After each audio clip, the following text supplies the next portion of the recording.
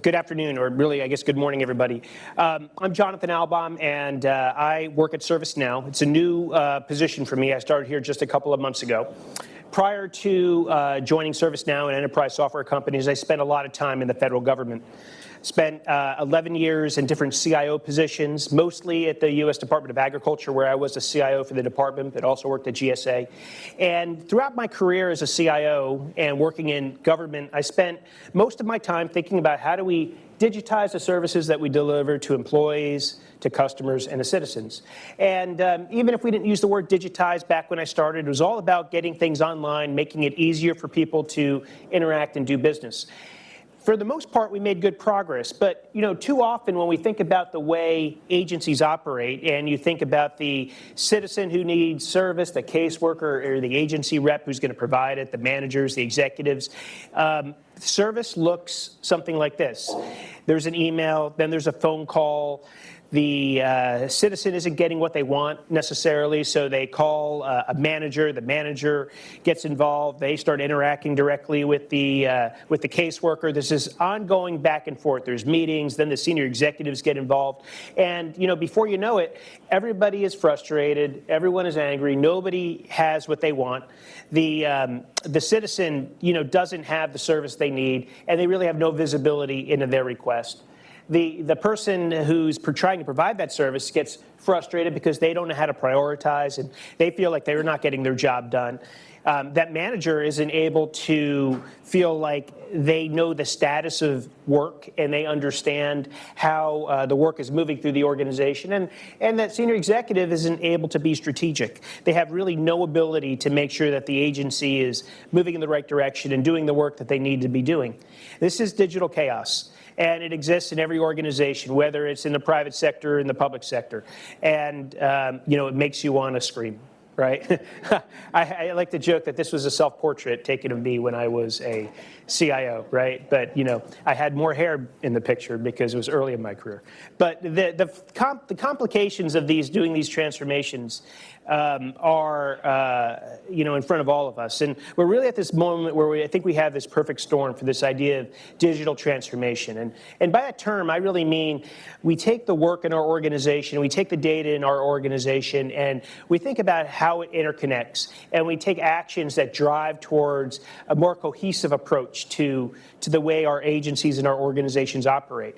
And things are driving this, like expectations from millennials and the workforce. People who are coming into the workforce have grown up as these digital natives. They have mobile devices on them all the time. Even my kids who are 13 and 11 years old, they're constantly on devices. I have a 2-year-old. He wants that phone all the time. These people are growing up with this expectation that everything is right at their fingertips. And people want that at work.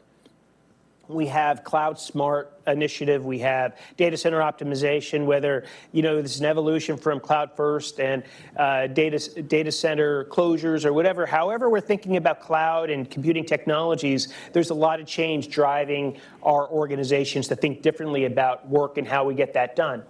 And then lastly, data, the federal data strategy, digital disruption, the expectation that people have that data is at their fingertips and they can use it to make decisions.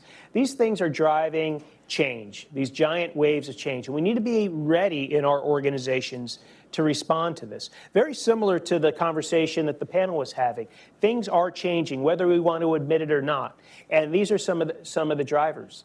And irrespective of what causes the change, that transformation that we're going through, that change is always going to be hard. And whether you take it from a top-down approach, which I've seen, where maybe the secretary or a CIO or some senior leader drives it from the top down, or whether it's bottom up, you try and build a groundswell, both can work, both are challenging. It's going to be difficult. My experience tells me that we're always better off when we can create the groundswell for change and we can get buy-in. When we push it from the top down, sometimes it lasts only as long as that senior leader may be there to push it, and the next person will perhaps look at some different kinds of things. So let's build it from the ground up. I always felt that was the best way to go about it. And it's really important to start with the end in mind, start with an approach that's going to drive the likelihood of success, because most of these transformations fail. 7 out of 10 digital transformations fail for normally similar reasons. First being that there's a lack of transparency or confidence in the organization and the group doing the work. Too often we start off with these great ideas and we announce we're going to do a project and nobody hears anything ever again. Maybe because the project doesn't have positive news to report, I'm not sure. But people don't understand what's happening, so they lose faith in the initiatives. Resource constraints, capacity constraints. We take on a lot of work. We don't plan it all out, or we don't have realistic expectations about what it's going to take to get the work done. So we tend to start doing some things along the way, and before you know it, those big efforts that we started don't have the resources they need to be completed fully or completed successfully. And then lastly, fragmented initiatives, which is sort of one of the themes that I think cuts across a lot of our programs in government. We can do very well within a particular program or within a function in a program, but cutting across programs, cutting across government agencies, cutting across our individual agencies can be very difficult. And again, the idea of being digital is not that I can go out and create this great, beautiful system, but I'm able to think about the way the work flows through an organization, the way the data flows through an organization, and make connections that drive real value for the citizens, for our employees, for the customers that we serve. So from a best practices perspective, and I often get asked to go out and share my experience, and some things that I think make a real difference when we enter these projects is to begin with this idea of understanding what your digital maturity is. And without going too in-depth, the concepts really, are you doing your work in an ad hoc way? Is it the spreadsheets and emails and phone calls in that initial example? Or has the work become more automated? Right? Is there workflow? Is there some intelligence behind how the work flows? Is your data fragmented? Or is the data organized in a way where you can look at metrics, or you can have analytics, or maybe even proactive analytics, concepts of machine learning and artificial intelligence in the organization? And then how do you interact with your customers? Is it again, ad hoc, or is it more online? Is it more mobile? Is it service on demand? These kinds of things drive a perspective about where to start these initiatives. Because if you're a very manual organization, you can't say, I'm going to go out and buy a technology, even if it's a wonderful technology like ServiceNow, and feel like you're a digital organization days later. It takes a lot of hard work. So know where you're starting, because that's going to drive expectations in the organization. The next thing I always talk about is getting out to see the mission in action. And when I was at USDA, I had a great opportunity to really travel the states, travel the world to see the way USDA did its mission, from a mountaintop in Alaska to an embassy in China to a food processing plant to farms to schools. You have to see how people interact with the data, how they interact with the systems, to know, are you building things in a way that's going to make sense in the field? We could design things for Washington, D.C. all day, but you get out into rural America, the internet connectivity is not what you expect. Suddenly, your great ideas don't work. So unless you get out and see the mission in action, I think you're starting at a little bit of a deficit. Too often, we start these initiatives and we don't think about redesigning or re-architecting our processes, and we automate a bad process, and you can get that bad result faster. So that's definitely no. Also, picking the workflows that matter, things that are going to make a real difference. That's informed by seeing the mission in action. Having good governance is really important. You have lots of contractors, lots of vendors in your agencies doing work. Someone has to be the referee and make sure that the work is occurring in a way where the result is going to work for everybody. And then lastly, and I think almost most importantly, you have to be sure that you understand the processes that you're changing, so you can be able to measure your progress and measure the outcomes of things that you've changed, so you can demonstrate that it's better.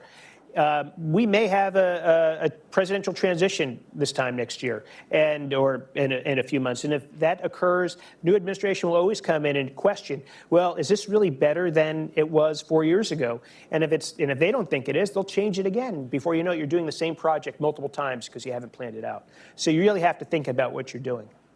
I want to pivot for a second and just think about this problem, how we approach it from a consumer perspective. With Black Friday and Cyber Monday and all this, we're thinking about how we buy things and what do we want as customers. And I want, when I'm buying and I'm shopping, I want the brand to know who I am. I want them to know kind of what I want, and then I want them to have it right before me, right?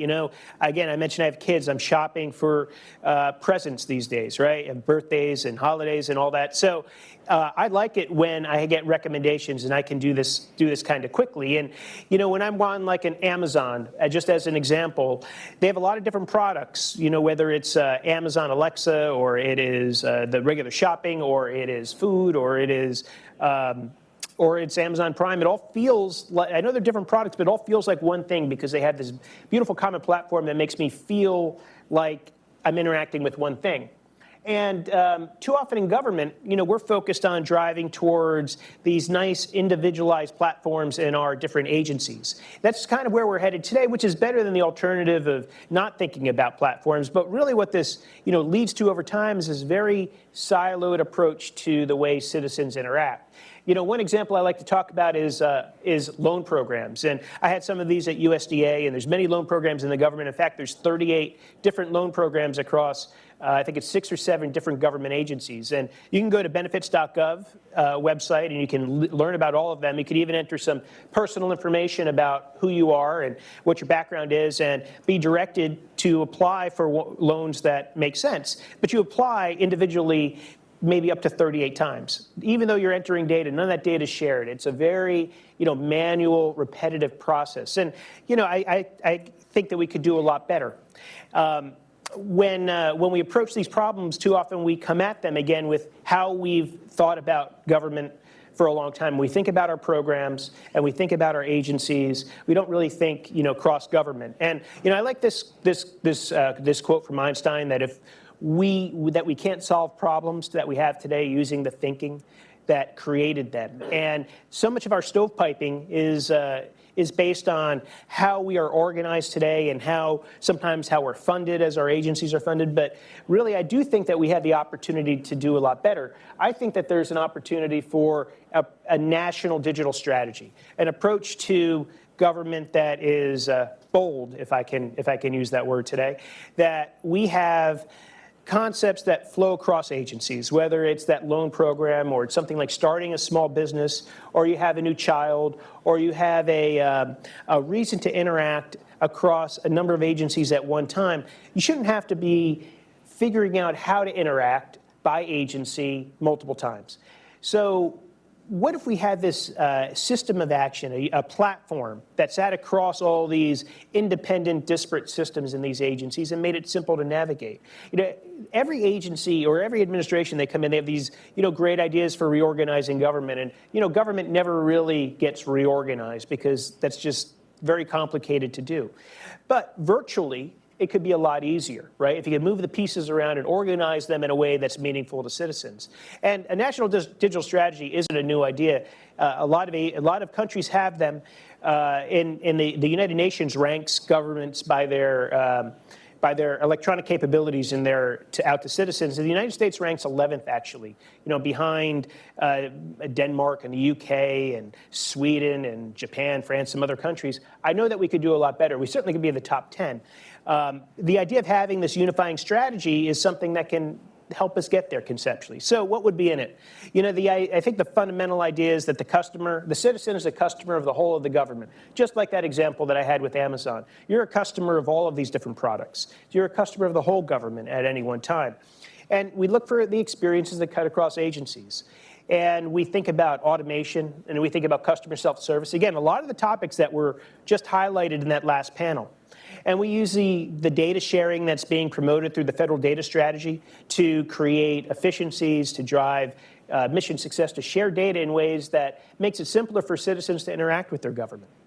And again, we organize our services in a way that makes sense to the people that are using them. Thinking about it from the customer perspective in, not from the agency out, right? It's just a different way of thinking about it. And I think it's really past time that we do these things. And just a couple final thoughts to leave you with. As we embark on these transformations, these changes, you have to understand the work in your agency, and you have to understand your data. You have to take the time to rethink and redesign processes for the organizations that we're in today and the way people want to interact today. And then most importantly, you have to be able to measure your outcomes and show value. If you can't do that, you're never going to be ultimately successful. So we'll pause for a second, see if there are any questions. Thank everybody for being here today. We really appreciate the great turnout. And thank you very much.